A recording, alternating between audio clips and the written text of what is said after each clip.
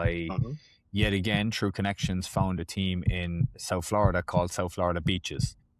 Actually, in that team was a very, very famous League of Ireland player called Joseph Ndo that I played with in South Florida.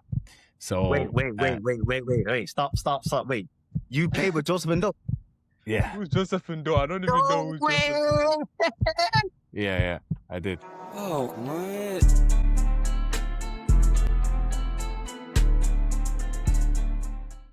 That's a fact. How's Marbella? How's everything? Bro, what a lifestyle it is over here. Like, just wake up in the morning, slow morning, out onto the balcony. Let me show you this, man. Let me show you this. Marbella, man. I always wanted to go to Marbella, man. That's a nice apartment. Bro, the apartment is sick, bro. How long are you there for? I can't even open the door, man. I'll be here for, I don't know, I booked a one-way ticket, bro. You booked a one-way ticket? Yeah, I do it for the summer. That's amazing. Wow. Yeah. Nah, that was amazing. Wi-Fi is going to cut out there, so I have to come back in. Just for the record, Dylan, this is Paul. Paul, this is Dylan. You're two guys that both played with. So now we're here. We're on the cast. Paul, how's it going, man? Nice to meet you. Nice to meet you, Dylan, man. Yes, sir. Welcome to the tribe, bro. This is the line, but it's the tribe channel. We talk about sports, but today we're gonna focus on soccer, man. But how you doing, Marbella, man? Marbella. Woo! We'll be back to season. I'm milking it up, man. We'll be back to season soon, so you gotta.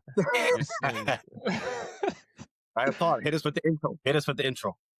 Yes, welcome back to the line, man. I'm your host, Vinci Doyce. Yes, sir. We're here talking about all things football. We focus on sports, but today we focus on football. And today we got a guest.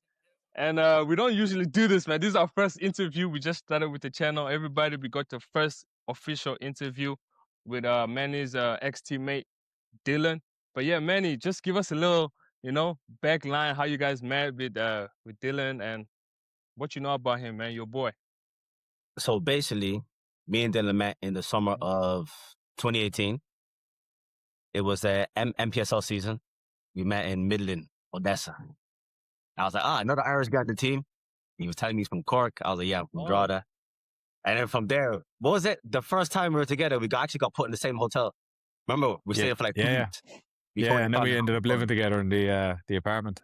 Yeah, and then we ended up living together in the apartment for the whole summer. So that summer was full of vibes. It was a good season. And we just stayed connected ever since. Yeah. We stayed connected ever since. Yeah, to this day, we stay connected.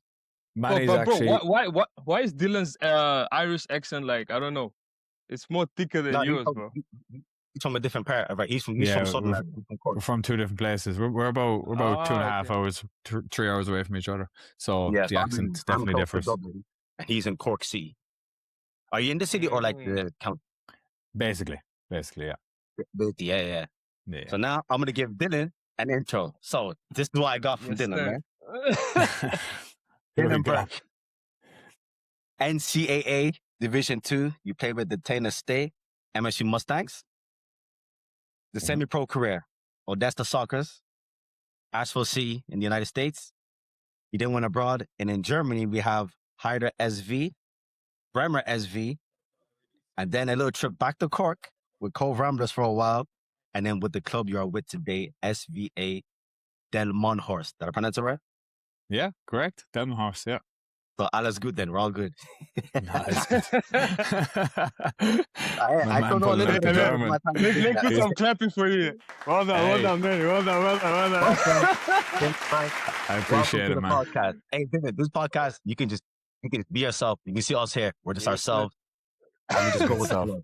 Good stuff. No, I want to first off say that Manny is not giving himself enough credit here because we'll probably get into the story and whatnot, but Manny actually got me to Germany, and that's a fact. So without him, I probably wouldn't be in this spot. So like, yes, you have to focus on your footballing ability, you have to focus on yourself, but at the end of the day, you're nothing without your network and your connections.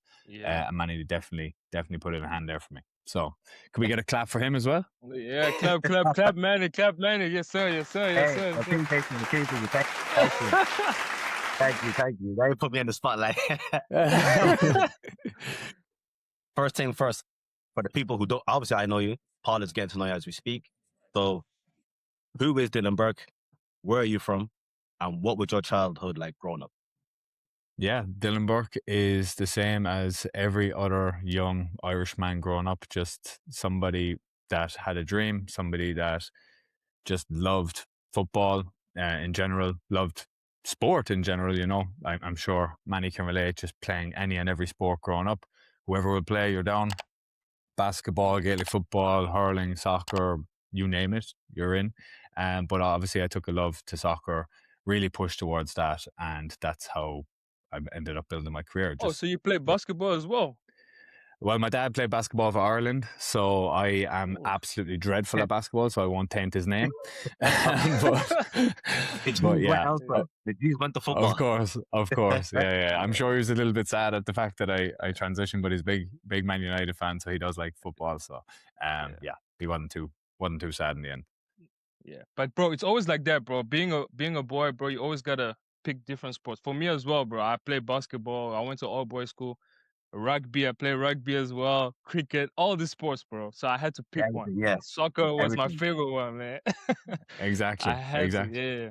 Yes, exactly. But no, just to touch on that point as to who Dylan Burke is, he's the exact same as every single young lad with a dream or girl with a dream in Ireland. I was never on any county teams, never played for Cork City and never played for Cork County. I just played club football.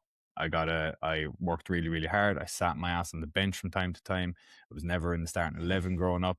And I just worked really hard and just detached myself from the end goal of getting paid to play football and just said, man, if you love it, go out there, work harder than anyone else, and let's see what the hell can happen. And ended up getting a 4-year full scholarship and played on multiple Summer League, MPSL teams and USL 2.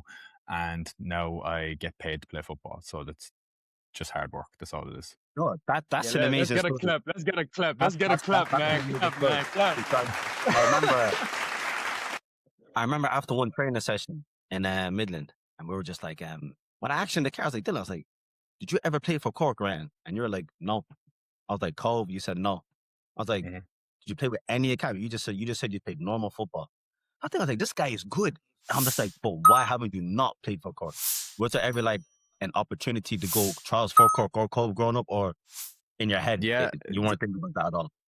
I definitely was, man. And I'd be lying if I said I wasn't. And did it affect me mentally? Of course. I was always kind of just, on the sidelines, so to speak, and never really got a look in at any of those levels. Football is a lot like business and politics. Now, that's not all to blame. My standard just wasn't good enough growing up. Like I just wasn't good enough for it. And there was a lot of ups and downs where I actually did get Cork trials.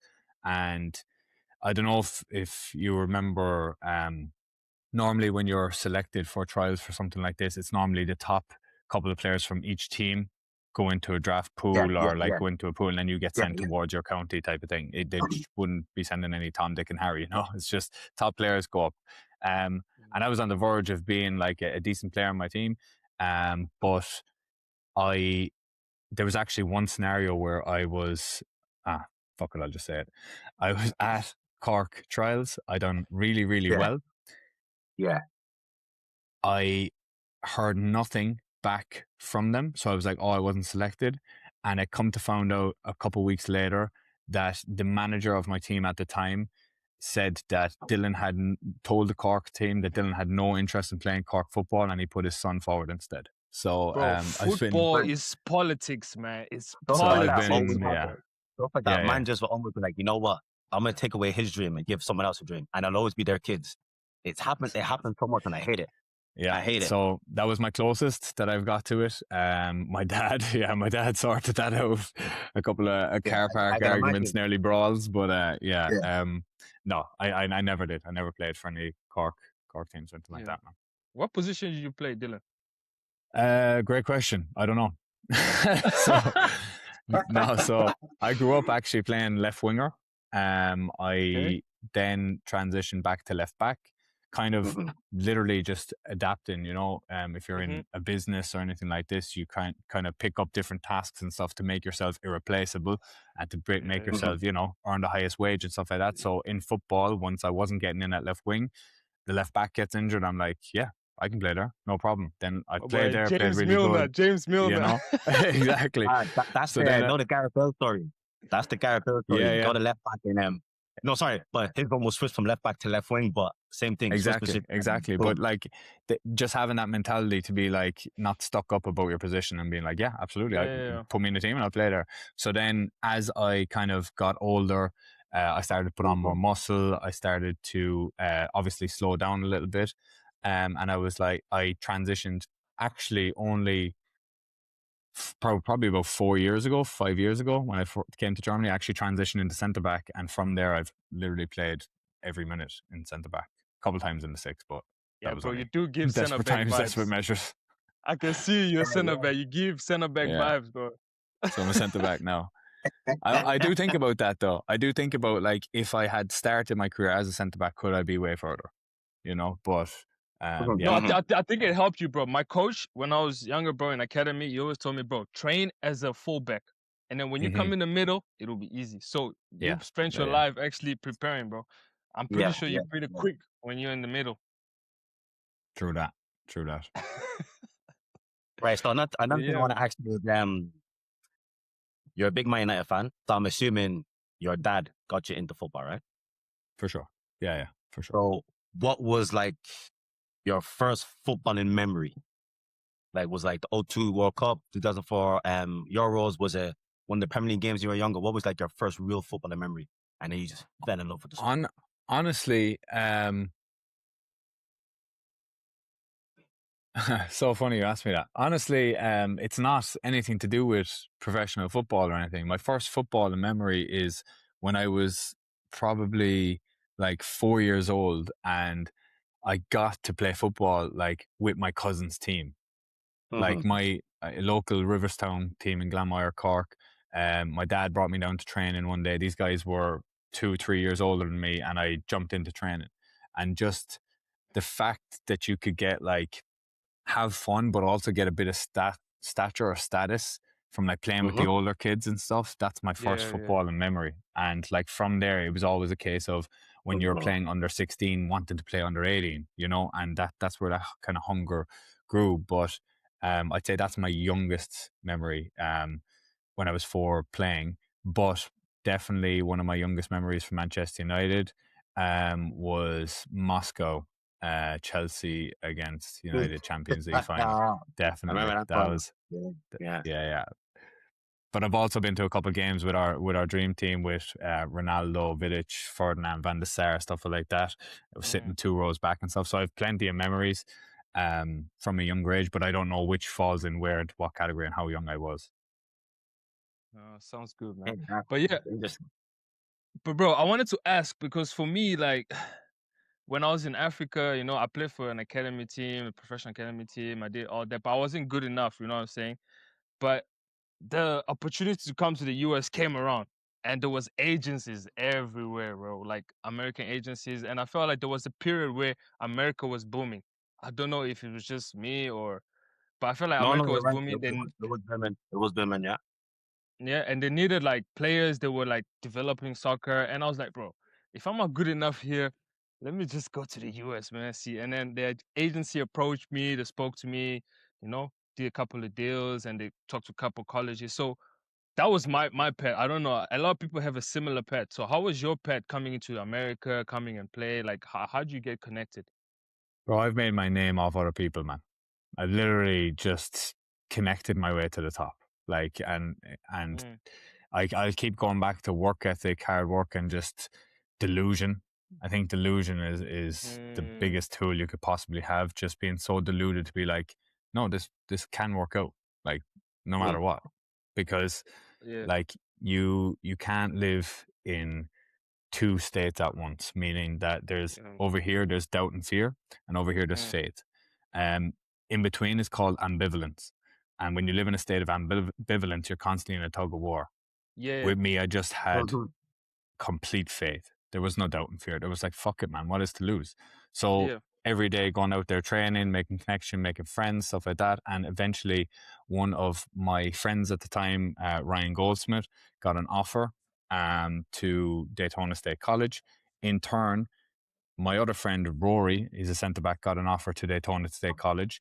And two of them just said, Dylan, we got offers to Daytona State College. Is that something you're interested in? I'm like, yeah, just throw me into the hat. Let's see what they say. And from there, just from the words and recommendations of other people, I got offered a full scholarship in Florida just from playing Sunday League football in Ireland. And then did you have to submit like a highlight clip video or anything? Bro, I got very, very lucky. It was a first year program. And they had Irish connections. And they said, look, we like the other two guys they'd seen from Ireland clips and other stuff, and the other two guys put a word forward, an agency. So what actually happened is the college signed me. I signed the paperwork, sent off the paperwork, sent off all my stuff to get my visa, and then the college actually messaged me and said, Dylan, the people that put you in contact with us, the scholarship agency, can you please pay them?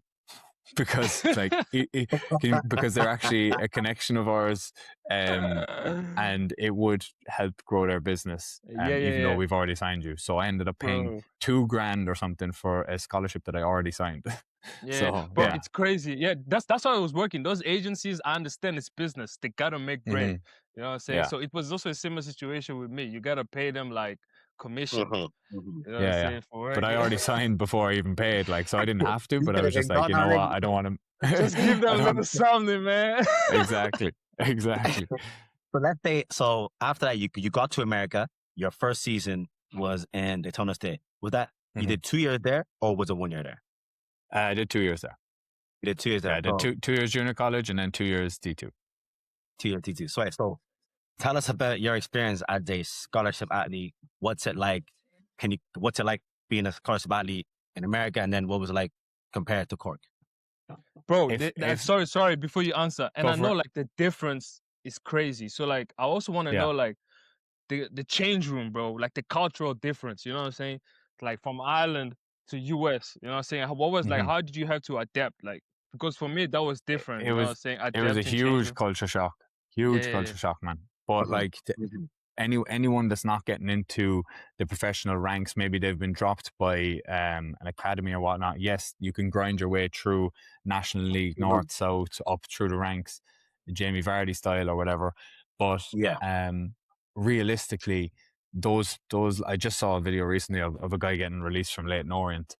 But honestly, America is such an amazing path. Like, you have a literally professional setup nearly everywhere you go. And the facilities are all funded by the likes of their revenue from their football team, their American football team, and their softball team, and baseball and stuff like that. So you have top end facilities, simply because you have to. So you've top end US change paying rooms. you. My boy is being a good. No, my boy, the US paying you, bro. but it was absolutely amazing. It was top tier, and I recommend it to absolutely everyone. But a culture shock, definitely. I remember there was one scenario where I was sitting in a kitchen with a woman's soccer player, and I was talking to her for about 5 minutes straight about my story in my life, and she was smiling, she was nodding, and I was like, did you understand anything that I said? And she's like, no, not a word. Not a word. So like, you think you're speaking English, but realistically you're not. I say that's crazy because it's just like, you're not a professional athlete, but you're living like a professional athlete. You're training every day. You have nutrition, you have to follow fitness plans you got to do, and you got to perform my absolute best on the pitch. But I think that whole regular program is great because obviously all three of us played there. It gives you discipline. It really does, because everyone's going to follow a structure. I was like, if you want to play, you got to study. You got to make sure your body's right. You got to eat good. You follow the simple rules, you'll perform on the pitch. So I think America is a great platform for like Dylan just said. If guys get released from clubs like Leyton Orient or whatever, you can either do the Jamie Vardy route, or you can just go overseas to America and try that route. So much opportunity over there. But it works. If you're not careful, you might get drowned and just fall into the system as well. You gotta also be knowledgeable as well. You know what I'm saying? You gotta know the different levels of US, the different leagues. So you gotta get connected. Don't just because a lot of mistakes that people do when they come to the US, like they just get comfortable because they don't know, like, okay, what I gotta do, like what is the next stage? Yeah, you gotta be courageous. I actually have to say something about that. That's actually a huge point because most people that are going over there on scholarship, man, they come home after a couple of months because they're not mentally prepared for it. They get homesick, this, that, and the other. But there's two important factors, right? You have to live in one or two states, right? One of the factors is you either pick a college that is way out in the ends of the ends in Narnia, and you say, all right, I'm going to use this. Yeah, I'm going to use this to absolutely lock in. I'm going to have there's no just a party Walmart. distractions. There's only Walmart there. Yeah, exactly. Manny can relate, I'd say. So you pick one all the way out, right? I ain't got to Mexico, man, but I locked in. Exactly. And you lock in and you say, like, this is what I'm going to do and this is what I focus. Or you pick one for lifestyle, right? Because you go to it's Florida, hard. go to Miami. I lost myself in Florida, man. I lost myself. Like, I had a roller coaster of a time. Yes, I performed well on the pitch, but my grades suffered and everything like that just simply because of the lifestyle. So, like, you have to really think about those two things before you're just jumping out of college. So I do second that. Yeah. So Daytona State, that in Florida, still 2 years there, you're saying your grades didn't get affected, still performing the pitch, you had a blast. Then how did that move from Daytona State to MSU? Is MSU in Texas? Yeah, MSU's in Texas. They just won the D2 national championship this year. So they just won. Hey, shout out to your group. Give it a shout out. Yeah. So how did that move come about? So that came about. So actually, you have to. So once you do your 2 years, you'll be making like highlight videos, stuff like that, and you'll be sending them around. It's just the way it works, right? Especially if you want to go from junior college to D1, D2, D3, NAIA, whatever it is, you have to make your highlight tape and submit it. Now, I was submitting around to a couple of people, a couple of places, and I actually had a bunch of different interest from different places, and one of those was West Texas, right? So West Texas A&M, I think they're called, and they gave me a really, really good offer. Yeah, but when you do your due diligence and you check their conference, check who's in it, the good teams and whatnot, you see who's better, you know? And all of a sudden, MSU came in and were like, we want to see you. So I had an offer on the table from West Texas, and then MSU actually flew me up for a walk around the campus and stuff. And I was like, it was one of those ones that was kind of in the middle of nowhere. It is between Oklahoma City and Dallas, but it's kind of out of the way. So I was like, you know what? Like, yet again, with faith in the back of my mind of me wanting to go and you know, make money from football, I was like, this is a place where I can really, you know, lock in. A completely drastic and culture shock difference to Daytona Beach. But I was like, this is someone that can win a national championship. And we were ranked number one in the nation for many, many months. And we just couldn't, you know, seal the deal when it came to the championship. So I'm happy that they could do so. And I do, like, America is a big thing in buying into the culture, and I do live on as an alumni. So I am proud of that. That's exactly how I ended up at MSU, just sending across videotape. You get to you go to the school, you fly out, you walk around, and then they make you an offer. But, and I also wanted to touch on this. It's crazy how you became your own agent. Like the US, bro, it's so crazy, bro. When you're in the like academy state and you're coming up, like everything is provided for you. So when you come here, like you in the bundos, you in hell, bro. So you have to become an agent. You Absolutely, have to like become an editor. If you really think about it, think about it, like, if you want to make it in England or you want to make it in Europe, I can tell you firsthand from seeing it, if you do become your own agent, you start as a young age, 16-year-old, 17-year-old, and you do have a highlight tape and start emailing all these club secretaries or these people or getting contact, LinkedIn even, these days, you can find opportunities for yourself in the professional level. It's all about just putting yourself out there. So we got a good training. We got a head start actually to do that. Because I won't Yeah. lie, those are some skills where, like, even finding a job, it's like you gotta sell yourself. You gotta, you gotta know Exactly. your qualities. So that's crazy. But then I saw you talked about the Jamie Vardy interview. I feel Mhm. like I don't know about the system how it is over there in Europe, but it seems like you need an agent. You can't like do it on your own over there. Like it's kind of like the system is based on agents and like because for him like he was still playing on the lower levels, but there was still an Mhm. agent that made it work for him. So Mhm. But like the Yeah. thing is, like Dylan said, sorry to cut you off. Like Dylan said, no, you good. back in those times, even though it wasn't that long ago, it was more you needed agents. Whereas nowadays, I seen an article of a player who was playing, I think, step 3. He was like 18 years old. He sent a message to a Burnley under 23 coach. The coach said, you know what? Let's bring him on trial. He went on trial and he made the team. So he went from just playing step 3, texted a coach, and then boom. So But how many nowadays, cases are there though, bro? There's only I'm like not it's complaining. rare, bro.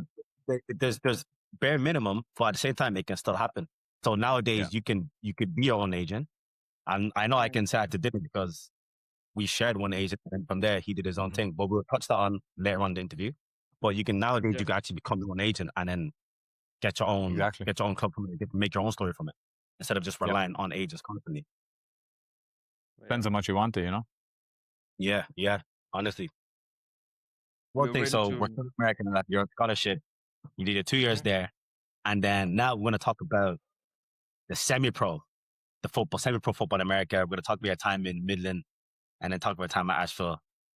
Our time What was that together. like compared to college? And yeah, this is where Manny and Dylan, the link up happened, the connection happened. Wait, Every day hold on. training So together. so like you guys are 2 hours away in Ireland, and you guys met in the US. Yeah. Yeah. Yeah. Yeah. Crazy, right? No, I think like 2.5 hours away from Ireland. Because usually, like people in Ireland, like for saying, like when Dylan was saying that he never played for Cork, because a lot of people, like I played with Dundalk and Drogheda, so a lot that have played in the LOI underage system would know like of Yeah. players. So with my friend Ryan Goldsmith, Mhm. I don't know him, but I knew of him because I think Yeah. he played one of Yeah. the Yeah. prime level. Oh, okay. So I asked him, oh, so I was wondering how come you never been in that system? And then when he was telling me his Mm. story, I was thinking, that's crazy because like you are a very good player. And it's crazy that you Yeah. just Appreciate never it. had the chance to play. Now I'm being dead ass. That's why like I'm just saying like he never had that chance to play there. So then we started to talk and connect. But anyway, yeah, we met in Midland, and Mm. then from there we had a very good season. But I want to tell, but it's all about Dennis. So what was that like? That was probably your first year playing semi-pro in America, yeah? Midland. That. I Or think it did you was. play Yeah. something? Yeah. No. No. Let me think. I know Asheville was after. What year was Midland? Midland was the World Cup year, 2018. Okay, so I actually did play elsewhere before that, actually with 2 teams. So Oh, my whole MPSL journey will tell you the roller coaster that football is. So my very first year, so it would have been this. So I came in the summer of 2016 to America. So 2017 would have been my first proper year of summer league ball, which Manny is referring to as MPSL, or you have USL 2 now as well. So I actually played with a team called West Virginia Chaos. I think they've rebranded now, in West Virginia, and I was living in a basement, literally a basement in West basement. Virginia of a 3-story house. Mm. Yeah, and it was not a fun time, right? They had signed roughly around 40 players for that summer, so Yeah. there was just 20 plus players sitting outside of the squad. So it just wasn't a good time. And I ended up leaving there through, Uh-huh. a mutual agreement with them. And I, Uh-huh. yet again, through connections, found a team in South Florida called South Florida Beaches. Uh-huh. Actually, in that team was a very, very famous League of Ireland player called Joseph Ndo that I played with in South Florida. So, Wait. Stop. Wait. You played with Joseph Ndo? yeah, Who's Joseph Ndo? I don't even know No who's way! Joseph Ndo. yeah, I did. Joey Ndo. Yeah. Paul, you're gonna Google Joey Ndo. This guy is, for me, one Is of the it this best guy or ever not? players. No? Yeah, he played in 2 Yeah. World Cups. He won AFCON. That's a legend. So at the end of his Right, career, he sorry, was out. go back. Go again, do. Yeah. So at the end of his career, he was out in Florida. He actually wasn't a signed player for us because I don't think he could for some reason. But he Yeah. trained with us every day. He didn't play a game. He trained with us every day, and that's where I met him. So the beaches were the MPSL side, and they had a USL2 side called South Florida Surfs. So it was Yeah. absolutely amazing. I was living in accommodation in Boca Raton. And at the end of the season, the owner sent us down to South Beach, Miami, with his credit card into a penthouse, and for like 4 days straight. So it was absolutely insane. Wow. So my complete summer flipped on its head from being in a basement in West Virginia to South Beach, Miami. Just through connections, man. Just through connections, you know. Yeah. So that was my first taste. Now the football in that summer wasn't too great, you know, because of the stop start. I think I was a little bit injured at that time too.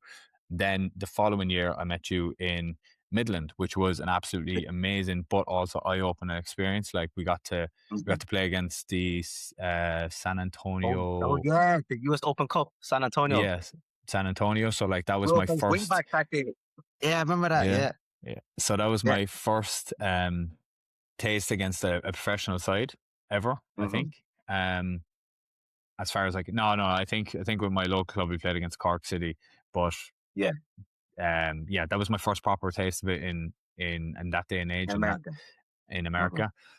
So that was great. But as you can recall, my playing time was up, down, in and out. Didn't really get on there much. But we had a fairly successful season, and I made a lot of connections there. But we were living in the back ass of nowhere. So like it just swings in pendulums. Like you go from South Beach, Miami, back to the back ass of nowhere. So it's like, yeah. No, but them times were funny though. Because at least our house, we all had characters. You just said, no, all 7 of you boys just dumped us all in one house and said, that's all you boys. We're like, what? So I remember one of the players, now a coach, his room was the living room. When the other players came late, they just stuck him in the attic. And the rest of us all just shared room. But we still had like a pool in that whole facility, and then there was like a gym. But it was great. And going to training was like, 7 of us all in the car just squished and just go to training. Oh man, I was like, that was my first NPSL. But that was a great year to play. I enjoyed NPSL football that year. No, and you got a lot of playing time as well, man. You did great. You did great in that team. Thank you, man. Because at the start it was because Coach Rincon, he was one of them coaches where it was like, you come in, you play, you stay. So when I first came in, it was just like, right, because he said to us, he met me in Loretto and told me the team's already picked. You have to fight for your place, and then eventually I got it. And it was likewise with Dylan. He was sometimes left back, sometimes gone, and then eventually when we started to play with wing backs, that's when me and Dylan just cemented our place in the team. That really helped. But yeah, so talk about Midland. Midland was a good season, and then let's talk about Asheville, because this is where your story to Germany happened. And when you hear the twist, it's actually a lovely little twist. So after MPSL season with Midland, your second season was Asheville. So after my Midland stint, that was my transition of college. So I went to MSU then, and then when you asked me how did I get in contact with MSU and how did I sign for MSU, actually one of the managers of a different college at the time wanted me, and it was in North Carolina or somewhere like that, or South Carolina. And I actually told him no. I said, look, I really like you. We had great conversations, but like I want to go even further. And he was like, yeah, no problem. Let's stay in contact. And he actually got the Asheville job, and he came back to sign me from MSU to the summer league. So it was brilliant. It was brilliant. It was brilliant. So when he actually contacted me, and it was USL2, it was MPSL that year. So I was like, yeah, absolutely, absolutely, I'm going there. And they're a massive MPSL club. They're what? They were a massive MPSL club, yeah. We played against the likes of other pro teams. But Asheville's USL2 now, right? Yeah, they're USL2 now. USL2, yeah. But I wanted to ask, man, was there like a moment, like a tough moment, where you thought about giving up and be like, yo, I'm done with this? Or was there always fate? Like, and if there was, like, how did you like handle it? Absolutely not. I did mentally give up many a time, Mm. but like we all have that. We all have the devil and the angel on our shoulders, and it's about which one you listen to. And like I don't know how religious you are, but you always have God by your side, no matter what you believe in. You always have something or someone by your side. Yeah. So like it was not just me pulling myself out of those hard moments. I had many a hard moment. When I was in that basement in West Virginia, I was like, why the fuck am I here, man? I also went through a period in my first year in Daytona where I actually ripped my complete left leg off of my hip. So I was taped every single game. I was still played through it. So I had torn all the ligaments that attach your pelvis to your left leg. Mm-hmm. And I used to have to tape my left knee to up towards my belly button. So my entire leg was attached through tape. And I was on like 6 ibuprofen because we got to the national tournament for the first time in the program's history in its very first year. So I was like, yeah, there's no way I'm not doing this. So I played through all of that and I really messed myself up really badly. We really put our bodies on the line, man. It's crazy. Yeah. So like I had to wait because of the way the insurance works in America and stuff, I had to wait to come back to Ireland to even Bro, get you seen. just brought another topic, man. Oh my Insurance, goodness. Yeah. It's crazy. So that I've had many a dark time, and I actually quit after I finished my senior season. I actually quit football, and I'll go into that story in a second. I think that's the story that Manny's on about. But I quit football at the end of my college. Like quit, career, like you're not even playing like Sunday league or for fun, like nothing, No, I not quit. touch the ball. Quit, yeah. Oof. I get those. I know about those stages. So man said he had his from his knee to his belly taped. Hey, you're a warrior. I respect that, because that's like Paulo was said, like we put our bodies on the line, like literally on the line. Crazy. We on the line right now. On the line. Podcast. It's literally crazy how like we would actually do it for the love of the game. So we got from Asheville, and then the Germany. So Paul, this is what I say how Germany happened. So do you know what the funny thing is? How Germany happened? The agent I was with was looking for a striker. My brother was connected. You played with Cameron? No.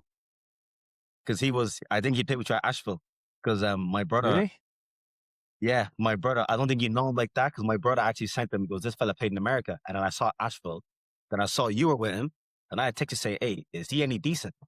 I go, there's an agent looking for a striker. Then just said, yeah, put my name down. I said, cool. Text the agent. Yeah, I got a defender instead. I go, he's good. Stay together. I swear to God. And literally, 2-3 weeks later, Dylan's in Germany. And I was like, oh shit. Just like that. I just say, right, I didn't put Dylan's name instead. I was like, boom, bam, Dylan's in Germany. So that's why I always love that story. I was like, just like that, you got to Germany. So Germany now, what was it like? First of all, what was it like even like when you got to Germany, you signed for your first club, Heider SV, Regionalliga North? Yeah. Correct. So what was that like? What was that whole experience? And then the cultural shock from you going from Cork to America and now to Germany. Yeah, so I'll tell you the story about how it actually happened. So I had a girlfriend of 3 years at the time in Ireland, and we were doing long distance from the very, very beginning. Like I was in Texas, she was in Florida, and then she came to Texas, I went to Florida. So you're disciplined, man. My boy is disciplined. I'm disciplined, man. I'm disciplined. There's one thing that I am, and it's discipline. So so I'm in Florida, and I've just finished I'm sure you boys can relate, but when you finish your senior season in the fall, you're excluded from everything for the spring. So it's all the new boys coming in, and then they get to work and stuff. So like I haven't played football now since November the following year. So I'm in Florida up until like summertime. And then I go to my buddy's wedding in Pensacola, who I actually met at Asheville, Lucas Joyner. And I was at his wedding, and I was previously texting Manny before the wedding and then during the wedding and stuff. And then Manny put me in contact with this agent. And the agent was like, can you come to Germany? And I was like, how the hell am I going to do that? Like, I'm at a wedding here in Florida. Yeah. So he was like, I'll pay for the flights. Can you get to Miami? I was like, he was like, can you get to Miami by Monday? And I was like, okay. So I left the wedding early.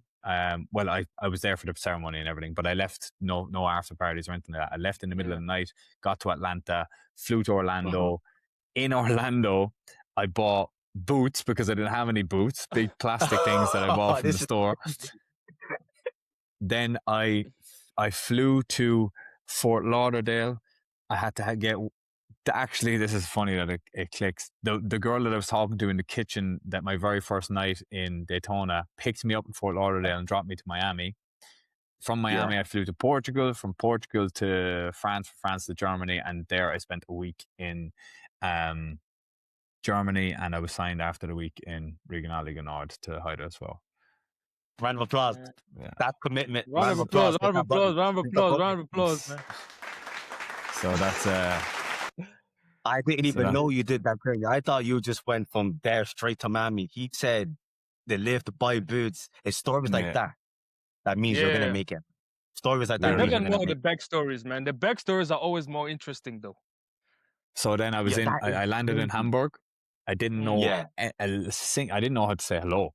Like, funny enough, it's hello or moin, but I actually didn't even know that. I didn't know that. So I landed in Germany. So I haven't played football now. I played like 5-a-side a couple of times, but I haven't played football now in about 8 to 9 months. I quit completely.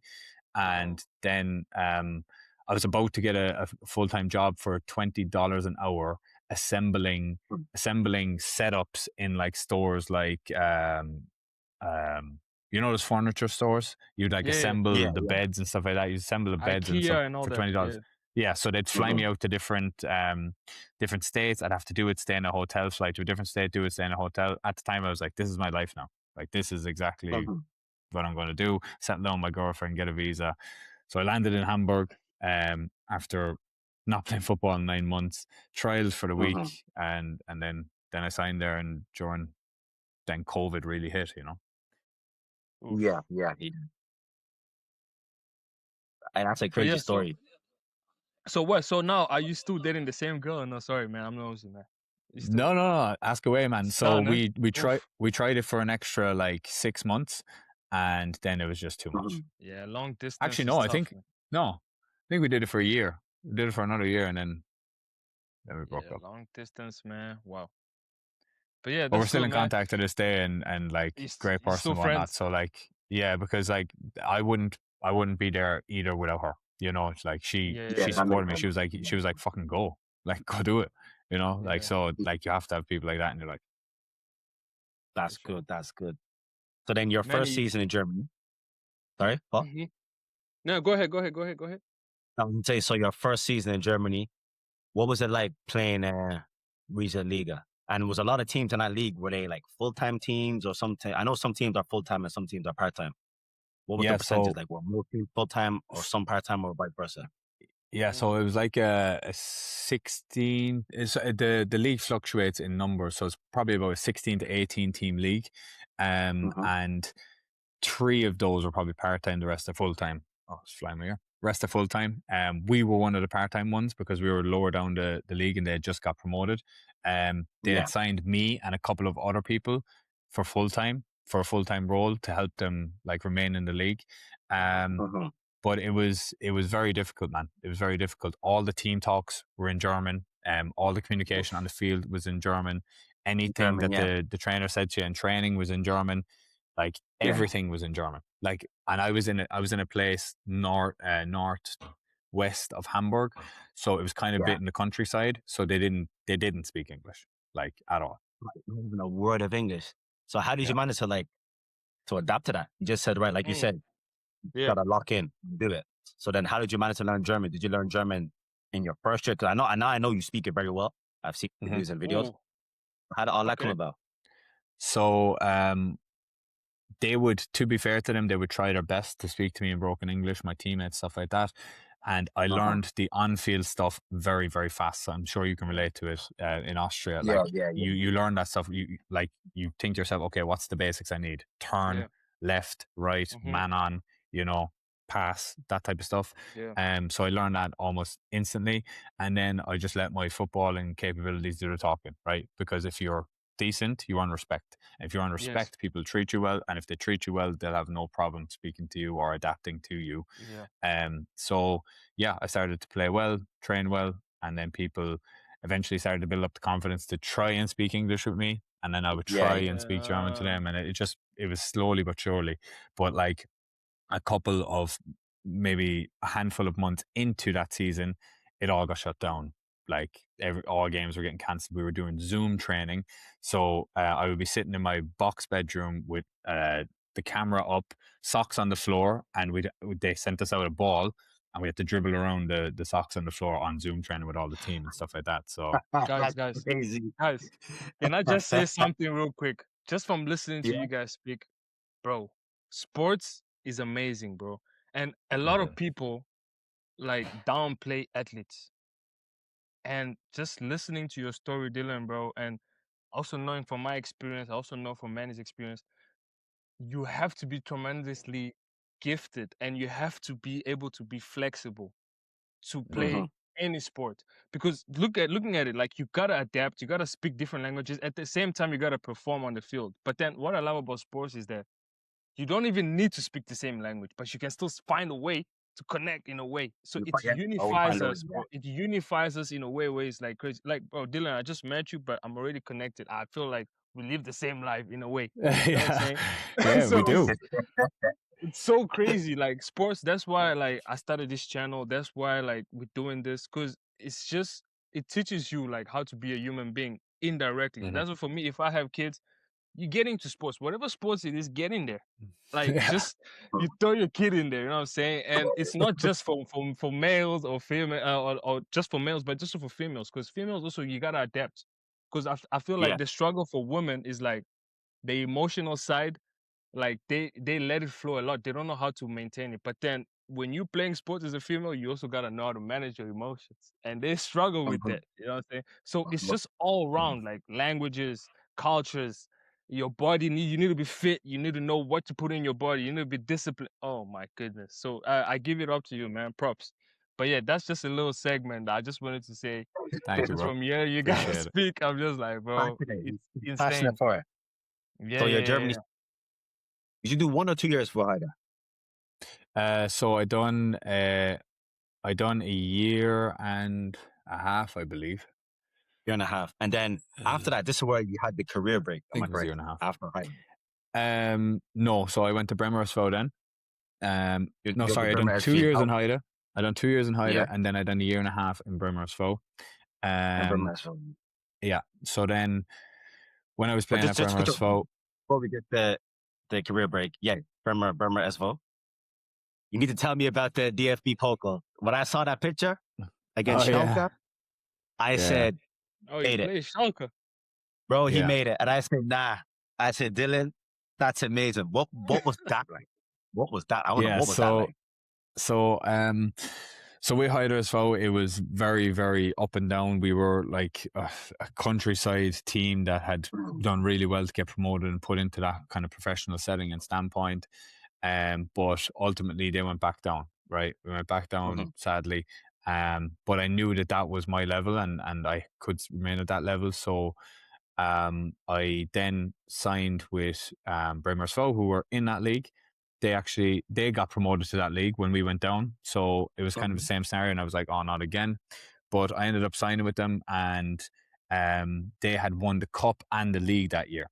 So that means when you win the cup, you go into the draw for the DFB Pokal, last 32, and then we drew Schalke in the cup. So I was like, oh, they drew Schalke, like we drew Schalke in the cup. This is absolutely amazing. But like I can completely, I hope I play, but I can completely understand it if they play the players that won the cup previously. I'd be very saddened, but I hope I can because it's at the very, very start of the season. So you only get like preseason in, a couple of preseason games, then you're into that. So it came to the day, and yeah, I played 90 minutes in centre back against some of the best players in the world, and I was marking Maya Yoshida for corners in front of 20,000 fans in the stadium and live on Sky Sports 1, and yeah, it was amazing. That So, is so tell me, man, is it like whenever you get to that level, is it more like a physical difference or is it more like a understanding of the game difference? Bro, What do you it think is it is? minimal. It is minimal, but it is massive, right? So like yeah, when you that makes sense. It's just a little thing, but yeah, it makes sense. It yeah, makes so like much. They do the little things very good, huh? unbelievable, like unbelievable. Mhm. Like but the nature of that is that I feel then if you slot me into that team that I would play amazing too, Mm, because it's all the people around you, you know. you get But they're influenced, like yeah. they're not fitter, they're not faster. It's all here. It's like they do Mm, everything just so clean that Mhm. it mm, just you give them that millimeter, you give them that second, you give mm. anything like that, punished, goal. Like the finishing, crazy, passing, so accurate, movement, insane. But at the same time, it's not so much more ahead that I don't feel like I could play in that team. I genuinely feel Mm. like I play in that team, but they're just the basics they do so fucking They do it well. so well. They do it so well, man. Yeah. Is it that they do God it well damn. or they do it quicker? What is it? It's a combination of everything. It's a combination Okay. of everything. They think faster, they act faster, they make better decisions, just stuff Yes, like that. the decision part. The Hmm Yeah, Jamaican we and they sleep release on the that, ball quick bro. and slow. That is Hmm. crazy. And how was that season at Bremer? Like, how did that season end up? Did you guys stay in the league, Uh, or how did that season end yeah, up? yeah, yeah. We held the league and everything from a team that was just promoted. So that was the success of the season. It went absolutely amazing. We lost in the Pokal final, meaning that we weren't in the DFB Pokal for the next year, that was the heartbreak. Um, Heartbreaking club, yeah. but yeah, but it went really really well. I was playing against such good teams. There was average attendance in some of those teams of upwards of 5 to 10k fans per game and stuff. So like Oof. it was a great standard and amazing. And then I went into this next season with Bremer SV and I done 6 months with them, which Mm-hmm. was great, which was absolutely amazing too. But my father got sick. So my father had a lot of heart problems, and I was like, right, I learned of that in like October time. So I said to my team, I'm like, look, myself and my girlfriend at the time, I had a girlfriend in Germany at that time. I was like, we're going to move towards England, just to be a small flight from London to Cork away Yeah. from if anything happens, or best case scenario, get a team in Ireland. And then I got home at Christmas. So I'd done the contracts, everything like that. My team was like, look, we understand completely. And they terminated my contract. And then I got home towards December time and he was way, way better. He'd done a complete 180. He recovered. And then Yeah. he sat me down and he was like, Dylan, if you move back here because of me, like I'm going to live with so much regret. Please just go and do your thing. Right. But by the time we had that conversation, it was like mid-January, windows almost closed. I'm like, there's no chance of me getting a team in England or Ireland at that stage. So I said, um, so we were actually meant to move to London, me and my girlfriend, and at the time we looked at each other the night before we were meant to drive to London, bags packed, car full, everything. We were like, do you want to go to Southeast Asia? And we were like, we'd pay a fraction of the price and we'll just live and travel. And we were like, yeah, let's do it. Emptied the car, packed bags, booked flights, and off we went. But we made a pit stop in Turkey before we went because I wanted to do something that I couldn't do with football, which was get a hair transplant. Okay. Because Yeah. I can never head the ball or anything if I had a hair transplant. So I actually done something that Yeah. I wanted to do for a long time. Yeah. Hence why in my Schalke picture I'm bald as fuck, and in my picture against Borussia Mönchengladbach this year I've got a full head of hair. So yeah. Got a full So set. so yeah, traveled Looking like Southeast James Asia. Brown. You're looking like James Brown right there. I Because swear. that's the crazy for that. I was wondering that because I was almost like, you had a career break. I was like, because when I asked you, obviously you kept it between yourself. Like, oh no, I just want to go travel. Then I saw you were out for ages, and I saw you went to Southeast Asia. You were traveling, you were living it up. So that was the reason why it was because your dad got unwell, and then you Yeah. came back, and then Yeah, I just had no Okay. time. I just had no time to find a new team, and then I was like, you know what? Since like there's blessings with everything, you know. I was like, look, now that I have a career break, I'll go do something that I want to do. Got a hair transplant, then went to Southeast Asia, lived there for a couple of months, came back, and then I was like, wow, like it was actually I was actually planning on just staying away from football and focusing on business. But then I was like, wow. So myself and my girlfriend split up on the way back, kind of thing, or when we were back. And then I was like, I really want to get into football again. But I was 10 kg heavier. I hadn't played football in Oh, probably wow. 9 months again, and I had quit completely. So I had no contact with anything or anyone. Didn't even own a pair of boots. So I was like, You had to so I go was buy like, one yeah, I'm from the out. shop again, huh? Exactly. I did. Yeah. So I went back to Ireland. I made a connection. So I was just chatting to one of my buddies in the gym, Anthony McAlevey. His name's Macca. He's played with Ireland up through the years. And he was like, why don't you just, do you want me to put you in contact with Cove? Like you have a good CV. Do you want me to? I was like, do so. Just put in a word. Here's me thinking I'm 10 kg. I'm overweight. Like I'm really trying to get back fit. And then Cove were Yeah. like, yeah, then we'd love to have you down for a training. I think I trained with them once, and they made me an offer straight away. So I was like, I worked really, really hard, fitness wise and stuff, to try and get back up to that moment. Yeah. And then they went to sign me. Long story Uh-huh. short, they signed me 2 weeks before the transfer, 3 weeks before the transfer window ends, which is actually end of July in League of Ireland, not August. And then I signed everything, sent everything over to the secretary, all that stuff. They said they were waiting for the FAI to clear me. So they left somebody out of the, I keep thinking CADA, which is the squad. They left somebody out of the squad just in case I was cleared before the game against Kerry FC. Wasn't cleared in time, so I had to watch. Then it came to the next game. I think, I don't know who it was against, but they left someone out of the team again, just in case I was cleared before the game, because they got wind I would be. Wasn't. Next game was against Cork City, and they left someone out of the squad again, and I wasn't cleared again. And the following week was over the window, and the secretary had never submitted the paperwork correctly, and I couldn't sign in the League of Ireland.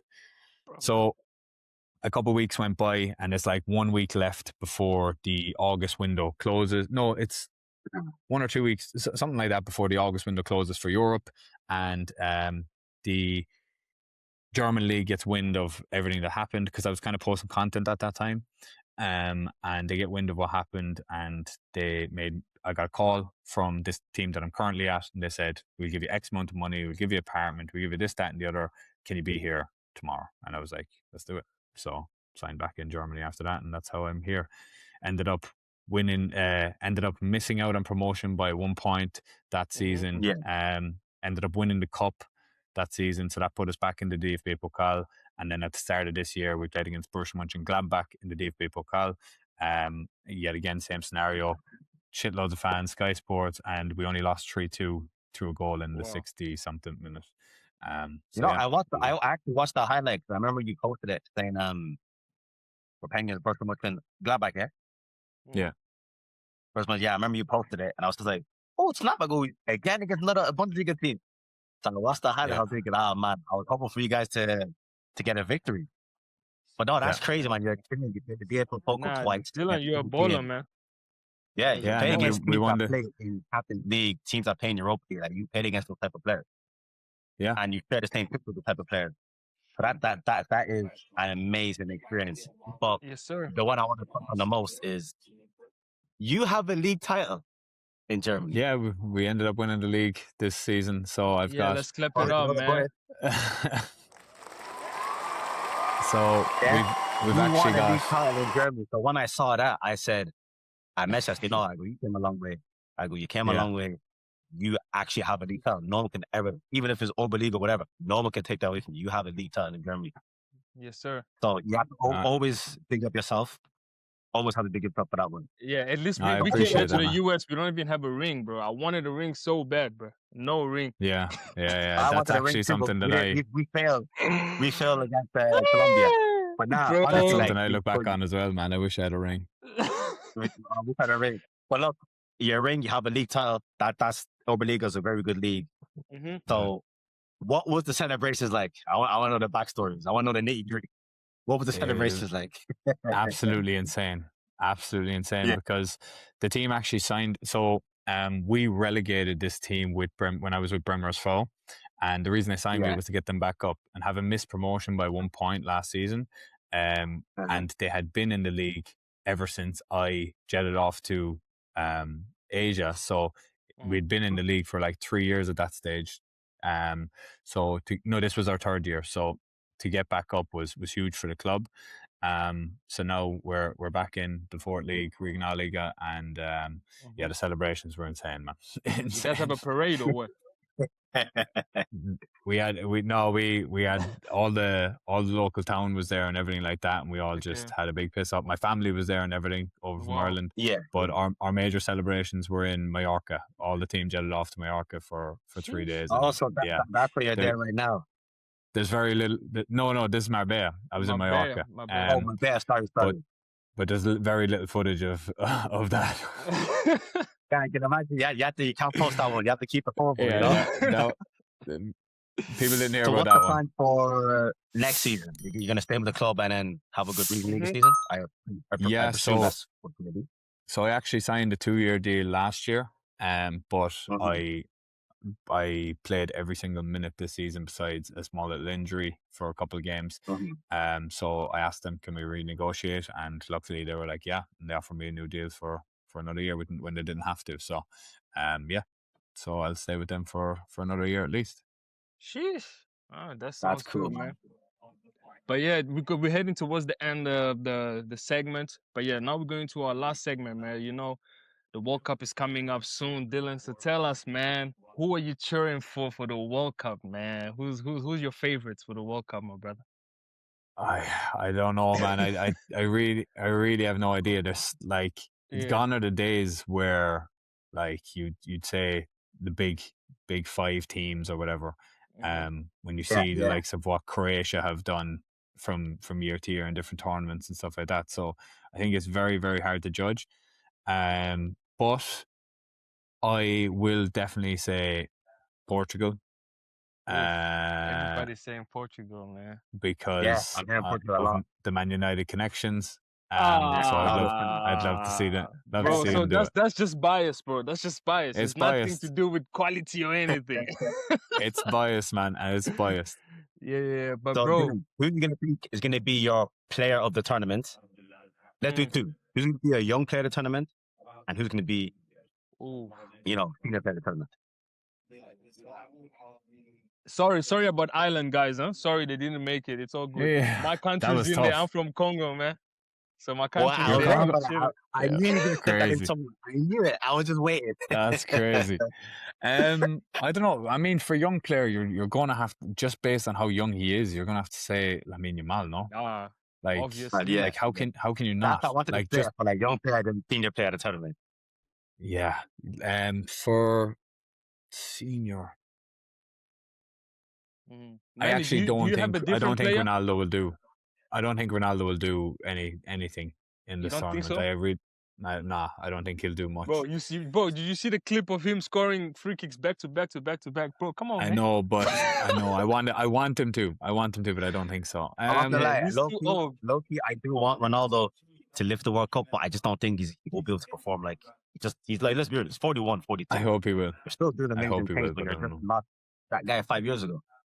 So older one, I don't know who. Is Harry Kane old? He's 32. 32. Of course he's old. Because that's my favorite, bro. Bro. Harry Kane is a top-notch player, bro. Oh my goodness. So I'm excited to see how. Yeah. You know what? Just for the clips, and for my hope, I'm just gonna say Ronaldo, man. Just say Ronaldo. Ronaldo, yeah. Okay. So that's just going off vibes. Oh, fair. Ronaldo. That's just going off vibes. But yeah, man, I don't know. This World Cup is a little bit crazy. But yeah, we have our first official game tomorrow, man. You know what I'm saying? But before we go into our predictions, let's go. Hey, you guys don't forget to like, comment, and subscribe. We got Dylan in the house. You know what I'm saying? The professional player from Germany. So you guys just like, if you enjoying the episode right now, leave a comment down below. Who are your favorites? And on the audio platforms as well, you guys leave a review, please. That helps with the algorithm as well. But yeah, tomorrow's game, Dylan, tell me, and Manny as well, we need your prediction. Tomorrow's game, we have the opening, Mexico versus South Africa. So what are you guys saying, man? What are your guys' score predictions, just for the clips? Mexico 3-0. I'm gonna go Mexico 3-1. I know you're a South African boy. You grew up there. You're gonna Bro, go I South grew up there, I'm just being man. realistic. I think Mexico Bro, 3-1.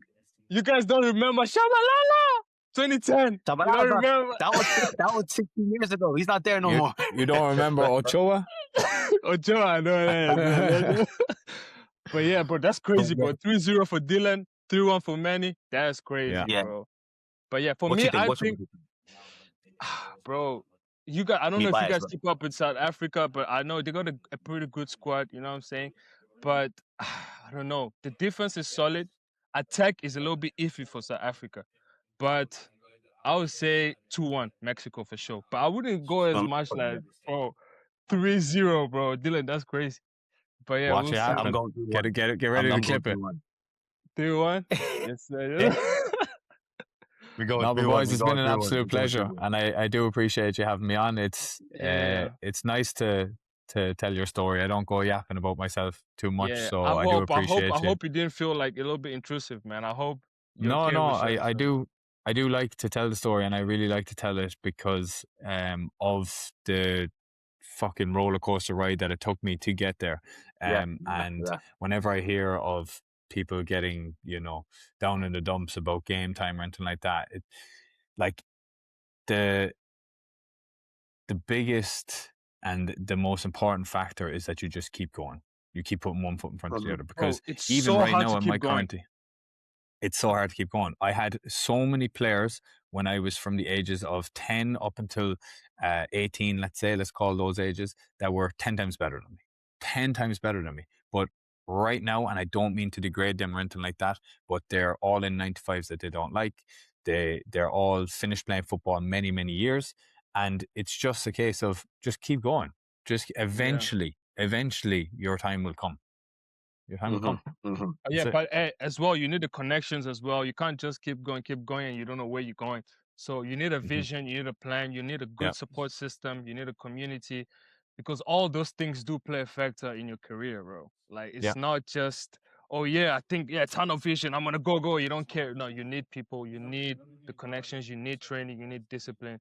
But yeah, man, Dylan, was amazing having you on and telling your story, bro. Amazing story. I felt like I connected with you, man. You know what I'm saying? It was good hearing your journey, bro. Yeah. And Manny, bro, what you gotta say? Any last words, any commentary, man, about the all I want to say is that I'm glad we made this happen.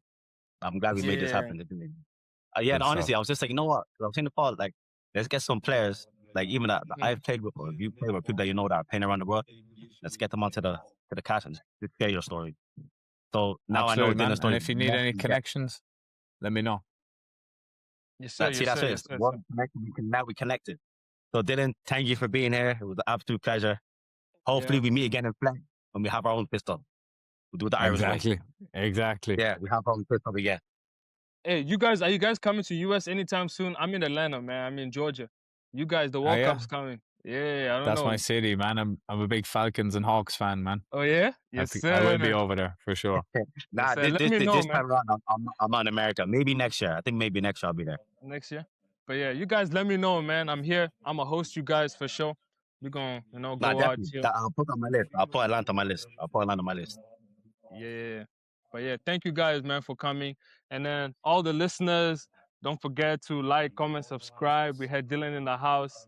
The line is back for more exclusive episodes every Tuesday, guys. You know what I'm saying? But yeah, thank you, Dylan. Thank you, Manny. You guys have a great day, man. I don't know. You and my bear out there. What you gonna do? Is it what time? You enjoy yourself out there. Enjoy yourself. Man, I'm gonna work. It's 5 o'clock. Ah, okay. Right, we'll leave you be. We'll let you enjoy your time now. All I right, boys. do. I appreciate you having me on. See you Yes, sir. later. No worries. Take care. Take it Take easy, care. man. Peace.